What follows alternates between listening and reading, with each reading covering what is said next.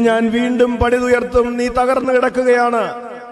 ജെറമിയായെ വിളിച്ചപ്പോ ദൈവം ആദ്യം പറഞ്ഞിരുന്നു, നീ പിഴുതെറിയാൻ നിന്നെ ഞാൻ നിയോഗിക്കുന്നു, തച്ചുടക്കാൻ നിന്നെ ഞാൻ നിയോഗിക്കുന്നു. എന്നിട്ട് പറഞ്ഞു, പണിതുയർത്താൻ നട്ടുവളർത്താൻ നിന്നെ ഞാൻ അയക്കുന്നു. ദൈവം നിന്നെ നട്ടുവളർത്തും, വീണ്ടും പണിതുയർത്തും.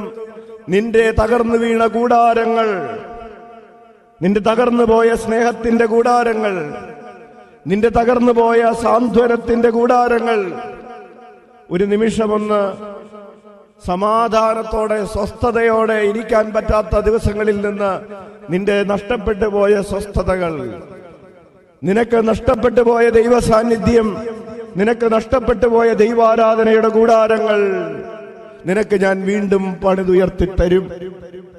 നിനക്ക് ഇതൊന്നുമില്ലാതെ നീ എന്ന മരുഭൂമിയിൽ ഇല്ലാതെ കിടക്കുകയാണ്, നീ ഭവനമില്ലാതെ കിടക്കുകയാണ്. ഭവനം എന്ന് പറയുമ്പോ ചുമരുകളും മേൽക്കൂരയും അല്ല ഉദ്ദേശിക്കുന്നത്. നിനക്ക് ഒരു തണല് കിട്ടും, ദൈവത്തിന്റെ തണൽ. നിനക്ക് ഒരു സംരക്ഷണം ഉണ്ടാകും, സ്വർഗത്തിന്റെ സംരക്ഷണം. നിന്റെ കൂടാരത്തെ ഞാൻ വീണ്ടും പണിതുയർത്തും. അവർക്ക് വിളിക്കാം, ഈശോയേ. അപ്പോൾ കർത്താവിന്റെ ദിനമെന്ന് പറയുന്നത് നാലാമതായി നിന്നെ വീണ്ടും പണിതുയർത്തുന്ന ദിവസമാണ്. നീ ഇന്ന് ഈ ആലയത്തിലിരുന്ന് നിന്റെ തകർന്നടിഞ്ഞ ഹൃദയത്തിന്റെ ബലിപീഠം, ചിതറിക്കിടക്കുന്ന ബലിപീഠത്തിന്റെ കല്ലുകൾ വീണ്ടും കൂട്ടിവെച്ചുകൊണ്ടിരിക്കുകയാണോ?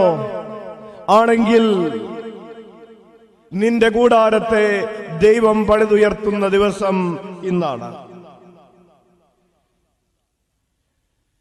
നിന്നിൽ നിന്ന് അകന്നുപോയ നിന്റെ പ്രിയപ്പെട്ടവർ, നിന്റെ തന്നെ തെറ്റുകൊണ്ട്, വെറുപ്പ് കൊണ്ട്, വിദ്വേഷം കൊണ്ട് ചിതറിപ്പോയ ഹൃദയത്തിന്റെ ബലിപീഠം, സ്നേഹത്തിന്റെ ബലിപീഠം തകർന്നു കിടക്കുന്നത് നീ വീണ്ടും ഇന്ന് ചേർത്ത് വയ്ക്കുന്ന ദിവസമാണെങ്കിൽ, കുഞ്ഞെ, ഇതാ ദൈവം നിന്നെ വീണ്ടും പണിതുയർത്തുകയാണ്.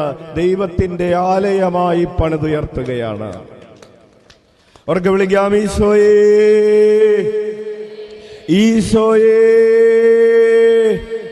നിന്റെ ഹൃദയത്തിന്റെ ഗദ്ഗതങ്ങൾ നിനക്ക് ഇറക്കി വെക്കാൻ പറ്റുന്നുണ്ടെങ്കിൽ, നിന്റെ ഉള്ളിലുള്ള ചപ്പും ചവറും അടിച്ചുവാരി ദൈവസ്നേഹത്തിന്റെ അഗ്നിയിൽ നിനക്ക് കത്തിച്ചു കളയാൻ പറ്റുന്നുണ്ടെങ്കിൽ, ദൈവം നിന്നെ വിശുദ്ധീകരിക്കുന്ന ദിവസമാണ്.